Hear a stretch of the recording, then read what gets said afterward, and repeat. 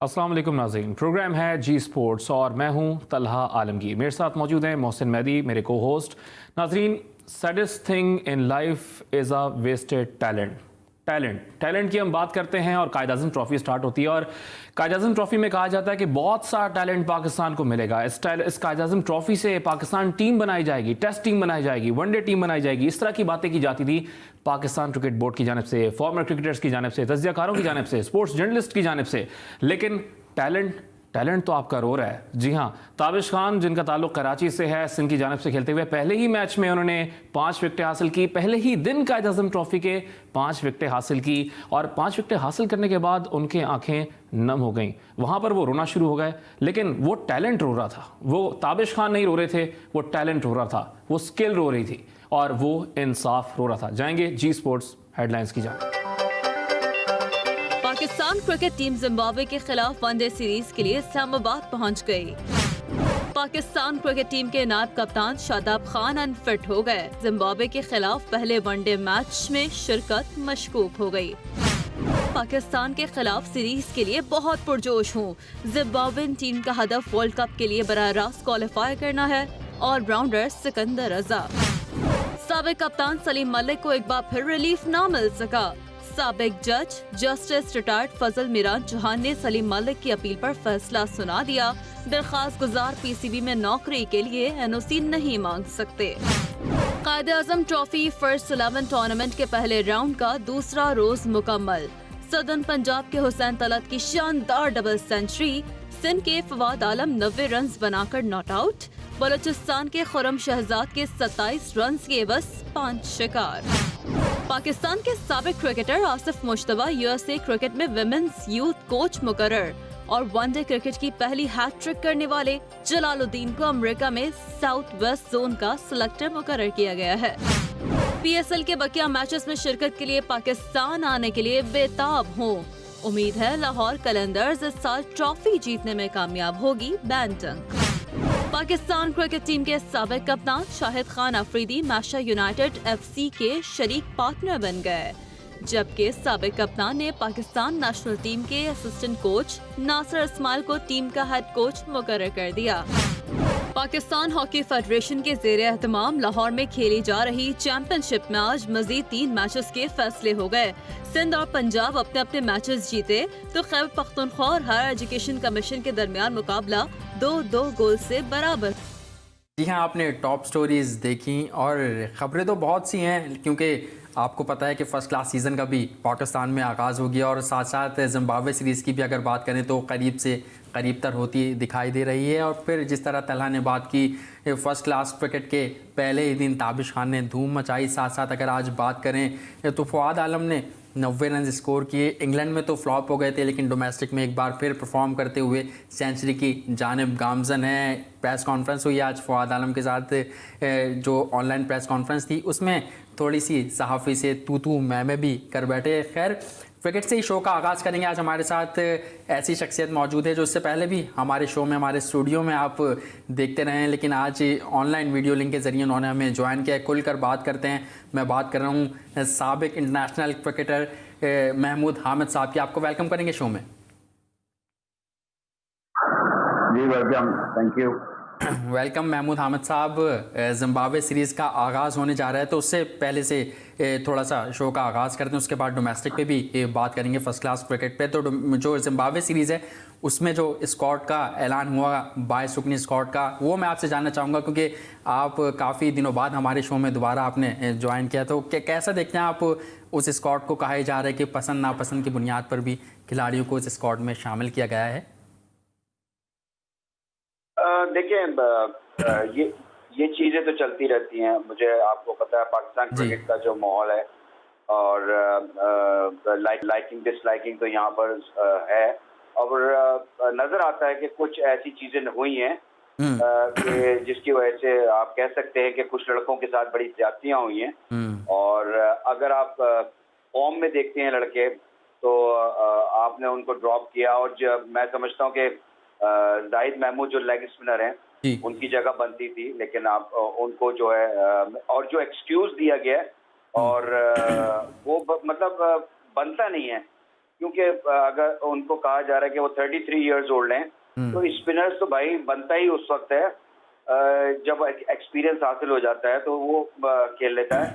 मिसबाह लोग खुद भी दोबारा जब आए थे पाकिस्तान टीम के अंदर तो उनकी भी एज अच्छी खासी थी, तो ये एक्सक्यूज देना मैं नहीं समझता कि जो है अच्छा है। और दूसरे एंड पे अगर मैं देखूं कि आपने अभी T20 हुआ है, तो आप पाकिस्तान से वो लड़कों को खिलाते हैं, उन यंगस्टर्स को खिलाते हैं जो उनको ग्रूम करते हैं, जो अच्छी फॉर्म में आपको नजर आते हैं। आपने यहाँ पर जो दानिश अजीज मैं यहाँ कहूँगा, उसने 3 इनिंग ऐसी खेली, मैच विनिंग इनिंग खेली हैं, और तो आप क्या और उस लड़के से देखना चाहते थे कि वो किस तरह की T20 के क्रिकेट खेल रहा है। तो वो जब देर एंड देर जब परफॉर्मेंस कर रहा है लड़का, तो आपको उसको ग्रूम करने के लिए आपने जिम्बाब्वे की अच्छा, जाहिद महमूद की आपने बात की है ना, तो आप ये बताएं कि आपको शौक नहीं लगा जब उस्मान कादिर टीम में थे और साथ साथ शादाब खान भी हैं, तो इस तरह तो सिर्फ ऑस्ट्रेलिया ट्राई कर चुकी है कि एडम जैम्पा ऑस्ट्रीज में 2 लेग स्पिनर्स उन्होंने एक साथ पाकिस्तान के अगेंस्ट ट्राई कर दिए थे। तो क्या मिसबाह जाते जाते एज अ चीफ सेलेक्टर ये सोच रहे हैं कि उनके पास भी स्टीव स्मिथ और एडम जैम्पा मौजूद है? देखिए 2 लेग स्पिनर जो हैं वो कोई मैं नहीं समझता कि कोई बड़ी बात है, क्योंकि आपने अगर 92 का वर्ल्ड कप देखें तो उसमें मुश्ताक अहमद के साथ इकबाल सिकंदर भी थे, और बड़ा पाकिस्तान का वो तजुर्बा कामयाब था कि क्योंकि रेस्ट स्पिनर जो होते हैं वो शॉर्टर फॉर्मेट में विकेट टेकिंग बॉलर्स होते हैं। तो अगर आप देखें T20 के अंदर जो आपकी डोमेस्टिक अभी हुई है, उसके अंदर जो आपके कामयाब बॉलर थे वो आपके लेग स्पिनर ही थे, और जो कि विकेट भी ले रहे थे, क्योंकि उसमें क्योंकि राइट आर्म लेग स्पिनर जो होता है उसका बॉल कहीं भी टर्न होता है, और जाहिद का जो जिस तरह का बॉल हो रहा था, अच्छी ड्रिफ्ट के साथ अच्छी बॉलिंग की है उसने। तो जब आप लड़के की फॉर्म लगी भी हो तो उस वक्त उसको अगर चांस मिले तो वो ज्यादा फायदेमंद होता है, रादर के अगर आप उसको लेटर ऑन चांस दें। तो मैं जिस तरह यंगस्टर्स की बात कर रहा था, आप दानिश अजीज, आप उस लड़के को लेकर आ गए जिसने अभी सिर्फ एक ही फर्स्ट क्लास प्रोजेक्ट किया। मतलब आप इतनी जल्दी जो है कुछ लड़कों को या फिर आप ले आते हैं, 1-2 इनिंग खेलता है वो, क्योंकि आपको वो पसंद है इसलिए आप उनको लेकर आ जाते हैं। लेकिन जो लड़के खेलते आ रहे हैं, जो शो करते आ रहे हैं, आप फिर उनको जो है प्रिविलेज नहीं देते, उस डोमेस्टिक क्रिकेट को मैं समझता नहीं देते। यहाँ पर अगर मैं बात करूं तो हुसैन तलत की अगर आप फॉर्म देखें तो हुसैन तलत की ज्यादा अच्छी फॉर्म थी, रादर के अगर आप उसको लिया ऑलराउंडर में नाम कर रहा हूं, हुसैन तलत की आप बात कर रहे हैं, उन्होंने फर्स्ट क्लास में भी अभी 200 रन की इनिंग खेली अपनी, और बहुत शानदार इनिंग उन्होंने खेली। साथ साथ मैं आपसे ये भी जानना चाहूँगा कि हमने देखा उस्मान कादिर को तो शामिल कर ही लिया गया, और लोग ये भी जानते हैं कि उनको क्यों शामिल किया गया। साथ साथ यहाँ पे क्योंकि आपका ताल्लुक भी इस शहर से, 2 करोड़ की आबादी रखने वाला ये शहर, 2 करोड़ से ज़ायद आबादी रखने वाला इस शहर से कोई क्रिकेटर 22 रुकनी स्क्वाड में शामिल नहीं था, तो शौक लगा महमूद अहमद साहब आपको?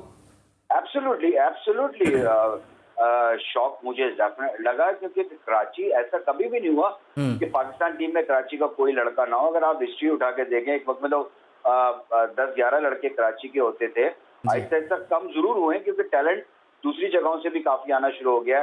खैबर पख्तूनख्वा खान से बहुत आ रहा है, इंटीरियर पंजाब की तरफ से बहुत आ रहा है, तो सिंध की तरफ से भी आपको जो टैलेंट नजर आ रहा है। लेकिन आप जो है कराची को इस तरह आप नेग्लेक्ट नहीं कर सकते। मैं समझता हूँ दो आपके सिलेक्टर्स यहाँ पर मौजूद थे जिनको थोड़ा सा मैं समझता हूँ फाइट करनी चाहिए थी अपने लड़कों के लिए, अपने उन प्लेयर्स के लिए जरूर फाइट करनी चाहिए थी। T20 के लिए मैं समझता हूँ कि दानिश अजीज का जो है वो होना चाहिए था। आप आजम खान नहीं तो अगर प्लेयर्स किसी आप कह रहे हैं ना प्लेयर्स के लिए कोचेस को फाइट करना चाहिए था, अगर कोचेस फाइट करते तो पाकिस्तान क्रिकेट बोर्ड के मुलाजिम है वो, आपको नहीं लगता कि मतलब इज्तनाब करेंगे वो कि किसी क्यों आवाज उठाएं? भाई उनको तो जॉब से गर्ज है ना। नहीं, ये कोई क्राइटेरिया नहीं होता कि जॉब आप कर दें, आप सच का साथ दें।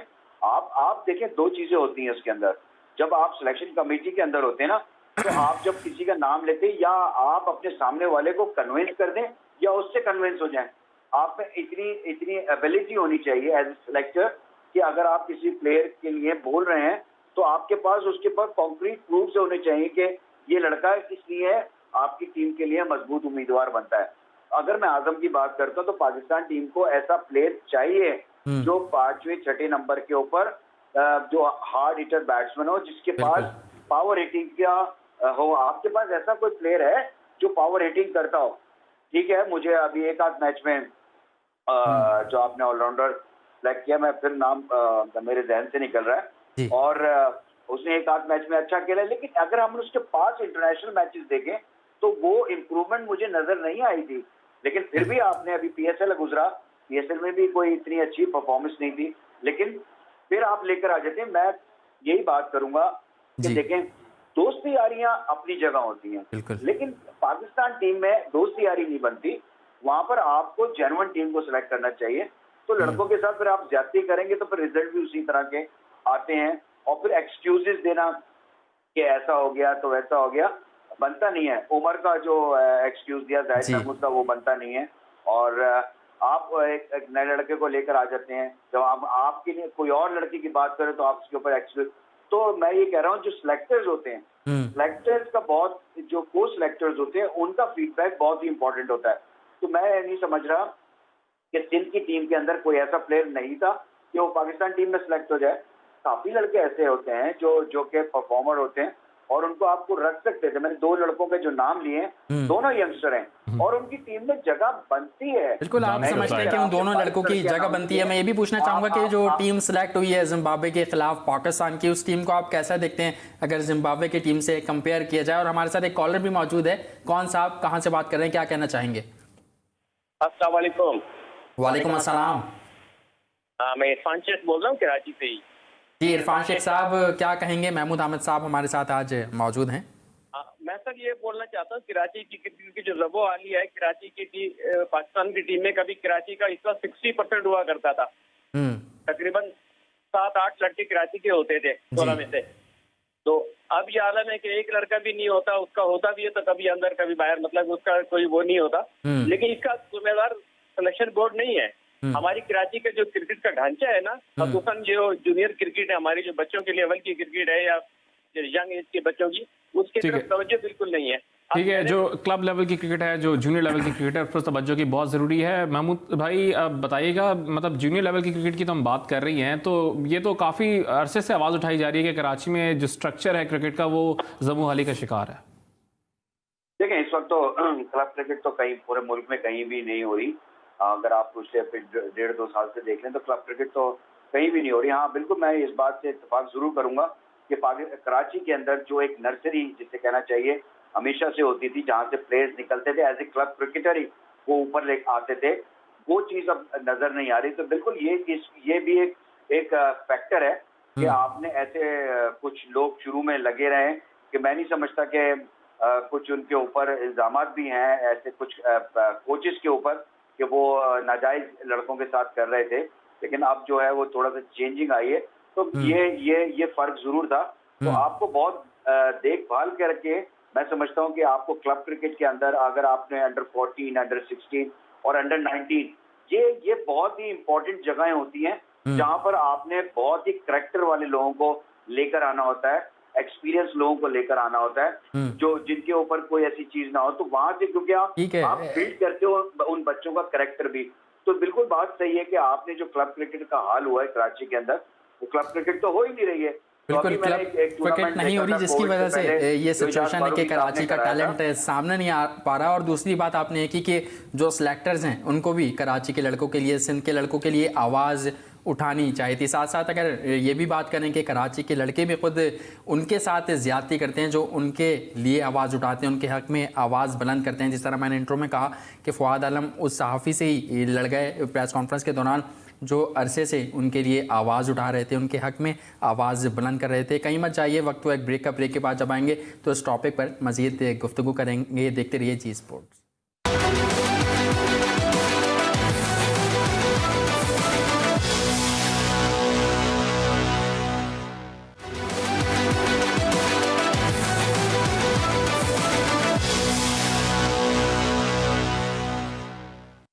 Welcome back after a short commercial break. और ब्रेक से कबल बात कर रहे थे फवाद आलम के हवाले से, तो यही बात की जा रही है कि खिलाड़ी खुद अपने साथ ज़्यादती करता है। क्या ज़रूरत थी ऐसे सीनियर सहाफ़ी से बदतमीज़ी करने की या बदकलामी करने की? आपने अगर उन्होंने एक सवाल किया आपसे जो कि हक बजानिब था कि इंग्लैंड सीरीज़ में आप 0 पे आउट हुए, तो एक तासुर ये ज़ाहिर होता है कि शायद आप डोमेस्टिक में ही खेलते हैं या डोमेस्टिक में परफॉर्म कर सकते हैं। इस पर अगर वो सही से जवाब देते थे तो कुछ नहीं होता। तो फवाद आलम ने उनसे कहा कि सीनियर सहाफ़ी से कहा कि पहले आप ये बताएं कि वो कौन लोग हैं जो ये तासुर दे रहे हैं, फिर मैं आपके इस सवाल का जवाब दूंगा। तो मैं ये समझता हूँ कि पाकिस्तान क्रिकेट बोर्ड को भी इस मामले की तहकीकात करनी चाहिए। और फवाद आलम ने जो ये स्टैंड लिया है, ये रवैया अख्तियार किया है, इस पर भी कुछ उन पर कहा जाए कि या तो वो माफ़ी मांगे उस सीनियर सहाफ़ी से या फिर कोई बयान दें इस हवाले से। महमूद अहमद साहब क्या कहेंगे फवाद आलम के इस रवैये पे?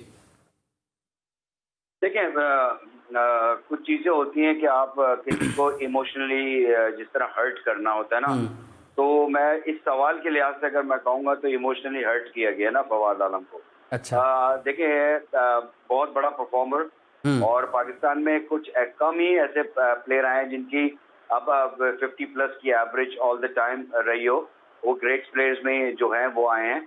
तो महमूद साहब, सवाल तो मेरे ख्याल से मेरी अपनी राय है कि सवाल तो सही है कि अगर जैसे एक सवाल किसी ने कर दिया कि आप इंग्लैंड में परफॉर्म नहीं कर सके, तो लोग ये तासुर देते कि आप डोमेस्टिक। बहुत से लोगों ने परफॉर्म नहीं किया। जी जी। तो मतलब आप देखें, आप जजमेंटल ना हो, इस तरह किसी के साथ तजलील ना करें किसी की। एज ए आप प्रोफेशनल सवाल करें ना। उससे पहले क्या जितनी भी उसने क्रिकेट खेली है, उससे पहले टेस्ट में 100 किया, तो वो क्या टेस्ट इंटरनेशनल क्रिकेट नहीं थी? उसने वनडे के अंदर रन किए, क्या वो इंटरनेशनल क्रिकेट नहीं थी? अब अरसे के बाद उसका कमबैक हुआ है और मुश्किल सीरीज में उसका कमबैक हुआ है। डेफिनेटली हर बंदे के ऊपर एक प्रेशर जरूर होता है। तो यार आप ऐसा कोई सवाल इस तरह का नहीं करें। नहीं, तो आपको नहीं लगता जिस तरह ताबिश खान को कहा जाता है कि वो डोमेस्टिक के बॉलर हैं, वो नेशनल टीम में परफॉर्म नहीं कर सकेंगे, वैसे ही फवाद पे भी अटैक लगा हुआ है? तो ये तो सवाल तो एक जेन्युइन सवाल है ना, आजादी सहाफत है। इररिलेवेंट क्या मतलब, एक इनिंग से अगर आप कह दें कि वो डोमेस्टिक के प्लेयर हैं, मतलब आप एक इनिंग से जज कर लें किसी को, ऐसा नहीं होना चाहिए। ऐसा ना करें आप किसी के साथ। आप किसी के साथ ऐसे जजमेंटल ना होया करें इतनी परफॉर्मेंस देने के बाद। महमूद साहब, आप कह रहे हैं कि सवाल ना करें इस तरीके का? नहीं, सवाल करें। अच्छा। सवाल करें, आपका सवाल करने का तरीका वो बहुत डिफरेंट है। या आप ये बोलते हैं आप इतनी परफॉर्मेंस करके आपका कमबैक हुआ था और आप 0 पे आउट हो गए। आप ये कह रहे हैं कि आप डोमेस्टिक में तो बहुत अच्छा परफॉर्मेंस करते हैं, जब आप इंग्लैंड गए तो आप 0 पे आउट हो गए। तो देखें, दोनों का एक अंदाज सवाल का एक डिफरेंट आ गया ना। मैं ये समझता हूँ कि अंदाज मुख्तलिफ था। ऐसा नहीं था कि बिल्कुल डायरेक्टली किसी ने उनसे कह दिया कि आप 0 पे आउट हो गए, आप नहीं खेल सकते। जिस तरह मुझे बताया वो मैंने सुना नहीं है, लेकिन तरीकेकार होता है हर तरीके का। किसी को आप इस तरह इमोशनली उसको हर्ट करेंगे तो कभी का प्लेयर को भी तो फीलिंग है ना, वो भी कुछ बोल सकता है ना। मतलब आप ये क्यों समझते हैं कि आप ही हर वक्त सही होंगे? ऐसा नहीं हो सकता यार। मतलब प्लेयर्स भी ठीक हो सकते हैं। कभी आपको प्लेयर्स की तरफ रह के भी तो सोचना चाहिए कि आप जो है अपनी रेटिंग बढ़ाने के लिए इस तरह के क्वेश्चंस करें और इस तरह का लोगों को हर्ट करें। ये मैं नहीं समझता। एज ए क्रिकेटर, मैं भी क्रिकेटर हूँ और वो मेरी लेकिन आप एक जन टैग लगाने की बात कर रहे हैं ना, तो सीनियर सहाफ़ी थे वो इस तरह तो टैग तो नहीं लगाएंगे। उन्होंने ये बात बोली थी कि आपके बारे में कहा जाता है कि इस तरह, तो उस पर वो थोड़ा सीखपा हो गए थे। उन्होंने बात बोली कि आप पहले उन लोगों को लेकर आए हैं जिन्होंने ये बात बोली है। मैं सुने मेरी बात, मैं भी इतना अरसे से मैं प्रोग्राम कर रहा हूँ, मैंने आज तक इस तरह की बात नहीं सुनी। कभी किसी ने फवाद आलम के लिए इसने बात की हो कि वो डोमेस्टिक का प्लेयर है, वो इंटरनेशनल के अंदर नहीं कर सकता। ये तो मैं नहीं समझता कोई ऐसी बात है। उसको चांसेस ही कितने मिले? एक इनिंग उसने 0 पे आउट हो गया, फिर 25 भी तो उसने बाप अच्छे किए, रन किए। जो 25-26 रन कर लेता है तो उसके बल्ले पे बॉल लगता है ना, उसको इंटरनेशनल क्रिकेट का आइडिया है। पहले टेस्ट मैच में 150 किया हुआ बंदा against good bowling, against Sri Lanka और अवे सीरीज के अंदर, तो उसमें कोई कैपेबिलिटी तो होगी। आप ये कैसे कह सकते हैं कि आप सिर्फ डोमेस्टिक के प्लेयर हैं अगर वो प्रूव इन ना हो? तो इस पे इल्जाम तो जाता है पाकिस्तान क्रिकेट टीम की मैनेजमेंट को कि उनको 1 साल आपने टीम के साथ रखा, फिर अचानक आपने इंग्लैंड में चांस देके बोला चलें जी परफॉर्म करके दिखाएं। और हुआ वही जो मोहसिन और मैं पहले भी प्रोग्राम में बात करते आ रहे थे कि एकदम से उनको चांस मिलेगा और परफॉर्म नहीं कर पाएंगे, फिर उनके बारे में बोलना बातें आ जाएंगी सामने। देखें कैसे कह सकते हैं तला कि वो परफॉर्म नहीं कर पाएंगे? आपको क्या पता कि वो परफॉर्म नहीं? मैं तो आपको मिसाल दे रहा हूँ ना कि 1 साल टीम में साथ रखने के बाद वो परफॉर्म नहीं कर पाए, तो उन पर टैग तो लगा रहा है ना पाकिस्तान क्रिकेट बोर्ड। नहीं, टैग तो आप किसी को भी लगा दें। मतलब आप बताएं ना, इंग्लैंड में और किसने रिजवान की बैटिंग के अलावा अगर आप बैटिंग आप देखें, किसने अच्छी बैटिंग की है? ईशान मसूद का 100 के बाद और उसकी बाकी टेस्ट में इनिंग्स में क्या है? तो इस तरह नहीं होता भाईजान। लेकिन सर जब उनसे सवालात किए तो उन्होंने सीखपा नहीं हुए उसकी एक वजह बता दी और अच्छे से जवाब दे दिया। अब ये कहना कि लोग उन लोगों को सामने लेकर आओ जो इस तरीके का तासुर दे रहे हैं, मेरा सिर्फ ये एक पॉइंट ऑफ व्यू था। लोग कहते हैं भाई, कौन से लोग कहते हैं? मैंने भी नहीं सुना कि किसी ने, लेकिन हमने आप ही लोगों के बात से सुना है, आप ही लोगों से सुना है कि कुछ प्लेयर्स ऐसे होते हैं जो डोमेस्टिक का स्टफ होते हैं और जो कुछ प्लेयर्स ऐसे होते हैं कि जिनको, अगर आप मुझसे बात करो, मेरी क्लिप निकालो कि मैंने ये बात की हो क्या उस मैं साबिक क्रिकेटर्स की बात कर रहा हूँ, मैं फिलहाल सिर्फ आप ही की बात नहीं कर रहा।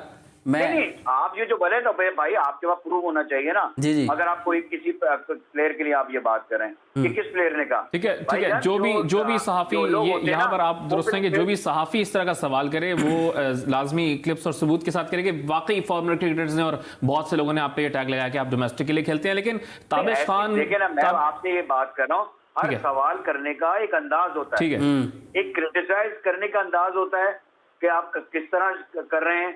एक सवाल का अंदाज बड़ा फर्क पड़ता है आपका, जो कि मैं तो वहां नहीं था, आप भी शायद वहां नहीं थे, लेकिन जो फेस एक्सप्रेशन, जो सवाल करने का अंदाज होता है, वो सामने वाले को पता चल रहा होता है।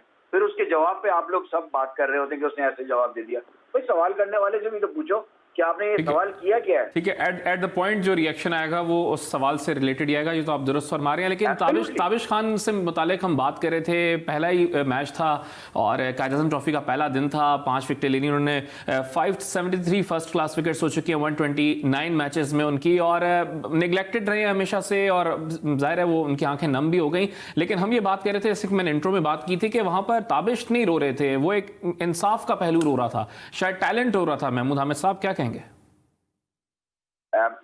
मुझे भी बड़ा हुआ जब मैंने वो लम्हा देखा था जब उसने 5 आउट किए, तो I feel sorry as well, क्योंकि इतने परफॉर्मेंस करने के बाद ही डिजर्व टू प्ले पाकिस्तान। तो उसके साथ बहुत ज्यादती की गई है कुछ प्लेयर्स ने, जो कि आपके कोचेज हैं, उन्होंने बहुत ज्यादती की है कि जब उनका चांस बनता था कोई ना कोई टैग लगा के उस लड़के को आपने नहीं खिलाया, आप उन लड़कों को लेकर चले गए, इन एक्सपीरियंस को ऑस्ट्रेलिया भी लेकर चले गए। यार उनको कम से कम पाकिस्तान टीम में ऐसे प्लेयर को तो लाओ भाई। कहते हैं उसकी पेस नहीं है, उसका बॉल जो घुटने से ऊपर नहीं आ रहा था, और भाई जो घुटने से ऊपर लेकर आए उन्होंने कौन सा वहां पर तीर मार दिए। बिल्कुल, आप आउट करने वाला बॉलर लेकर जाओ ना। अभी मैं वकार यूनिस साहब को सुन रहा था T20 के अंदर, ये जी लॉन्ग ओवर्स इन क्रिकेट के अंदर हमारे पास अभी ऐसा एक्सपीरियंस नहीं है कि जो एकदम इस तरह आउट कर दे भाई का। तो वो जो आउट करने वाले डोमेस्टिक में प्लेयर हैं, आप उनको क्यों नहीं लेते हो? आप उनको लॉन्गर वर्जन में क्यों नहीं खिलाते हो? आप खुद ज्यादती करते हो ना यार। मतलब आप क्या देखे? मुझे पता चला कि वो कदाफी में उसका बॉल नहीं पहुंच रहा था। जी, ये बातें भी ताबिश के लिए की गई, फिर ये बातें भी उनके 4 डे क्रिकेट में अब उनके फिटनेस पे या उनकी स्पीड कम हुई है। आपने उनसे क्या करवा लिया? मतलब थिंकिंग आपकी जो है वो क्या है? आपको टेस्ट क्रिकेट में आउट करने वाला बॉलर चाहिए ही नहीं, जो कि आपको 5 आउट करके दे। तो भाई वो एक्सपीरियंस क्रिकेटर है, वो एक आध इनिंग टेस्ट टीम में आउट करने वाला एक बॉलर चाहिए। आप बॉलर की तो बात करें, लेकिन यहाँ पर कप्तानी कौन करेगा, इस पर सवालिया निशान है। अजहर अली की कप्तानी पर एक तलवार लटक रही है, इस पर बात करेंगे, लेकिन जाएंगे एक शॉर्ट कमर्शियल ब्रेक की जानिब, साथ रहिएगा।